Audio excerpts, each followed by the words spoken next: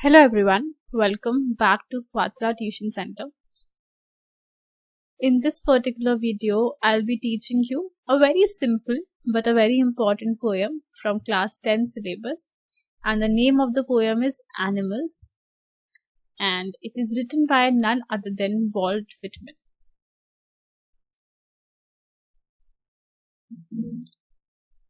So whenever you are doing any poem, there are certain things that you should take care of. आपको कुछ चीज़ों का बहुत ध्यान रखना चाहिए.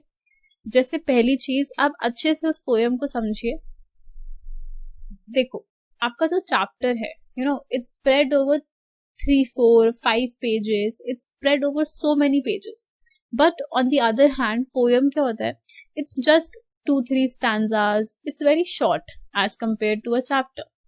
But पोएम के अंदर बहुत सारी और भी एक्स्ट्रा चीज़ें होती हैं, बहुत सारे कंपैरिजन्स होते हैं, बहुत सारे इनडायरेक्ट कंपैरिजन्स होते हैं which you have to understand. तो जब भी आप कोई भी पोएम करते हैं, किसी भी क्लास में हैं, कोई भी पोएम कर रहे हैं, आपको क्या क्या करना है? सबसे पहले आपको उसको अच्छे से रीड करना है.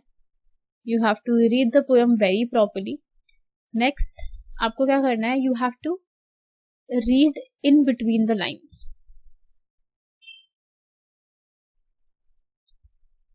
इसका मतलब ये है कि आपको समझना है कि इस लाइन के through what the poet is trying to say. क्या वो कोई कंपैरिजन ड्रॉ कर रहा है? क्या वो कोई पैरेललिज्म ड्रॉ कर रहा है? What is he trying to do? तो आपको वो देखना है. थर्ड चीज होती है, आप अच्छे से पोएट का नाम याद रखेंगे, बिकॉज अक्सर 1 मार्क्स में ये क्वेश्चन आता है आपको. दूसरा, और आपको क्या देखना है? You have to look at all the poetic devices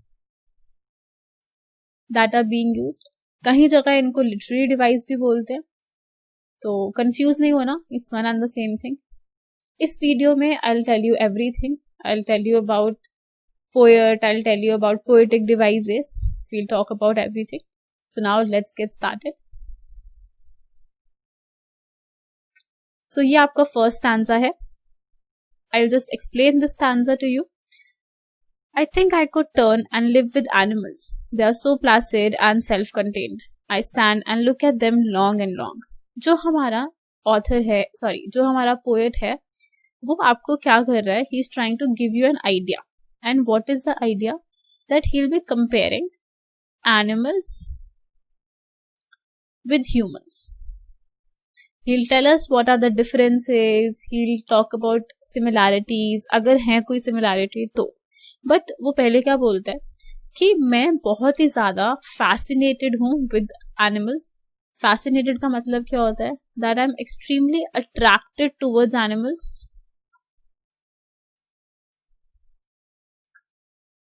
that I am extremely extracted towards animals. वो आपको ये बता रहा है. और अब वो अपना थोड़ा सा अपना आइडिया हम लोगों को देगा, एंड उसके आइडिया के अकॉर्डिंग, उसके थॉट प्रोसेस के according, animals are better than humans. And then he will try to justify it with different examples, with different cases. He will try to justify it कि क्यों animals जो है वो human से better है. Okay. तो वो सबसे पहले क्या बोलता है? That I can live with animals forever. Why I can live? Because they are so placid and so self contained. कि वो बहुत ही काम है, they are super calm, and they only think about themselves. They don't try and poke their nose into someone else's business. किसी और के business में टांग नहीं अड़ाते या कुछ भी ऐसा नहीं करते. They mind their own business, which is a really good quality. So इसलिए मुझे animals ज़्यादा पसंद हैं humans के मुकाबले. I stand and look at them long and long. और मैं उनको बहुत appreciate करता हूँ. This is what the poet is saying in first stanza. आगे चलते हैं. अब देखते हैं फर्स्ट स्टैंजा में कौन से आपके लिटरेरी डिवाइसेस हैं या फिर आपके पोएटिक डिवाइस कौन से हैं. I am repeating it again. ये दोनों एक ही चीज होती है, poetic and literary device. It's one and the same thing. Don't get confused. अब कौन सा पोएटिक डिवाइस है? एक पोएटिक डिवाइस होता है आपका एसोनेंस, जिसके बारे में इतना स्कूल में बात नहीं होती है, बट काफी ज्यादा 10th क्लास की पोएम में देखने को मिला है. ऑलमोस्ट हर पोएम में है. तो एसोनेंस में क्या होता है?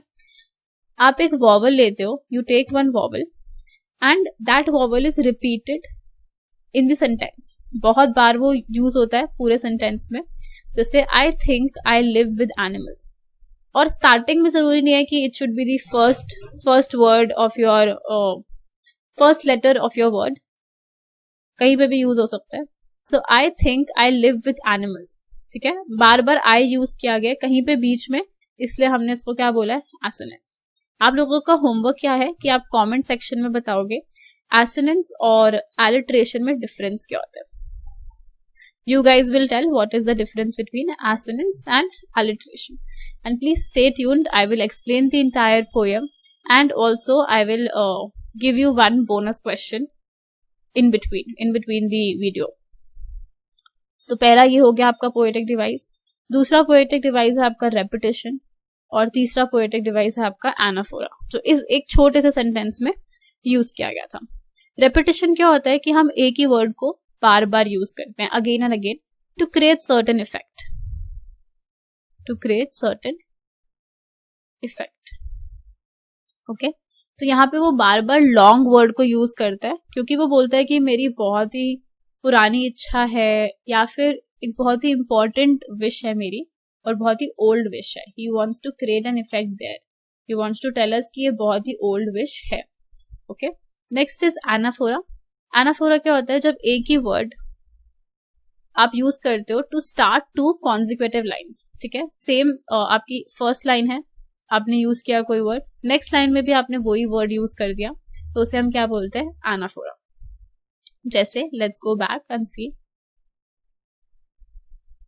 जैसे यहाँ पे इसकी फर्स्ट लाइन थी I think I could turn I, और ये भी आई. फर्स्ट लाइन जो है वो भी आई से स्टार्ट हुई है, सेकेंड लाइन भी क्या है, आई से स्टार्ट हुई है. So this is repetition.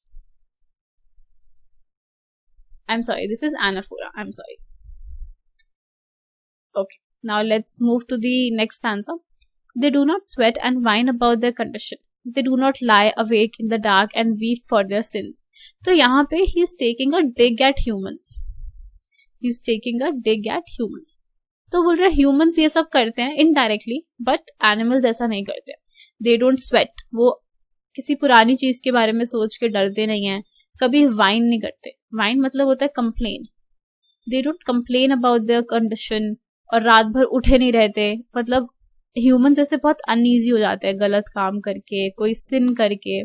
सिन होता है पाप, तो कोई गलत काम करके, कोई सिन करके humans get very uneasy. May be वो सो नहीं पा रहे हैं, मे बी वो रोते जा रहे हैं, they are weeping, something like this. But on the other hand animals ऐसा कुछ नहीं करते. They neither complain, they nor get uneasy. कभी भी उनको डर नहीं लगता किसी चीज का, क्योंकि वो गलत काम करते ही नहीं. They don't commit since, so they live a carefree life. They do not make me sick discussing their duty to God. Not one is dissatisfied, not one is demented with the mania of owning things. Now this is very important. तो बोलता है कि जो animals हैं वो author को sick नहीं करते. They don't make author very sick. Sick मतलब again ऑथर को परेशान नहीं करते हैं, ऑथर को irritate नहीं करते हैं. और ऑथर कैसे इरिटेट हो जाता है कि जब लोग फेक तरीके से बात करते हैं और गॉड के बारे में डिस्कस करते रहते हैं और बहुत फेक तरीके से करते हैं. तो ऑथर को ये चीज बिल्कुल पसंद नहीं है. ऑथर बोलता है कि ह्यूमंस की टेंडेंसी होती है जहां पे वो फेक तरीके से दे कीप टॉकिंग. ऑलराइट, उसके बाद फिर यार वो बोलता है कि एनिमल्स में ऐसा नहीं है कि कोई डिससैटिस्फाई होके एक जगह बैठ जाएगा कोई एनिमल, या फिर कोई इस रेस में भाग रहा है कि they want to own more and more things. Nobody is in this materialistic race. Okay, so this is what the poet is trying to say. So यहाँ पे इस पूरे स्टैंजा में जो आपका पोएट है, he is trying to compare animals with humans. And वो directly नहीं बोल रहे कि ह्यूमंस ऐसे हैं या वैसे हैं, वो बस ये बता रहे हैं कि एनिमल ऐसे नहीं होते. So he is just trying to point towards the attitude which is wrong, और वो किसी और में है बट एनिमल्स में वो आपको बिल्कुल भी नहीं मिलता. अब हम पोएटिक डिवाइसेस देखते हैं जो भी यहाँ पे यूज हुए हैं. तो यहाँ पे एनाफोरा यूज हुआ था, मैंने आपको बता दिया है क्या है एनाफोरा. जब आपके कॉन्जिक्यूटिव लाइन्स हैं और उसमें जो फर्स्ट वर्ड है वो बार बार एक ही यूज हो रहा है, उसे हम एनाफोरा बोलते हैं। तो यहाँ पे दे बार बार यूज किया गया, जैसे देखो they and they. It has been used in 3 lines and the lines were all together, so इसको हम एनाफोरा बोलेंगे। उसके बाद आपके पास है metaphor. So I think metaphor is a very important poetic device and I'm sure that you guys have been doing it for very long now, but I'll just explain. So metaphor क्या होता है? When you are trying to compare anything to people, to communities, to attitudes, without using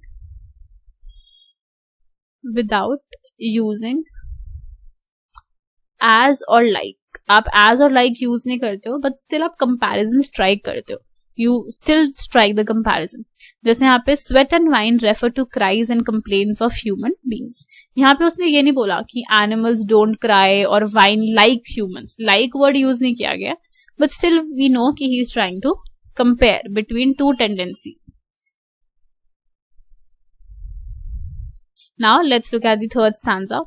Not one kneels to another nor to his kind that lives thousands of years ago.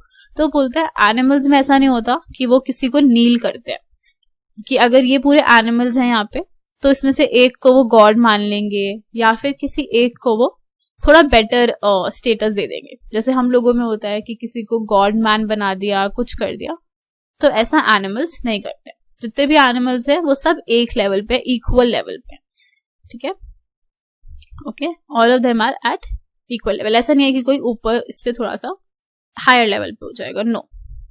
और ना ही वो किसी ऐसे को pray करते हैं जो उनसे 1000 of years ago था, जस्ट बिकॉज जो दूसरा इंसान है वो बहुत साल पहले रह के गया, इसलिए वो उसको गॉड नहीं मान लेते या फिर उसको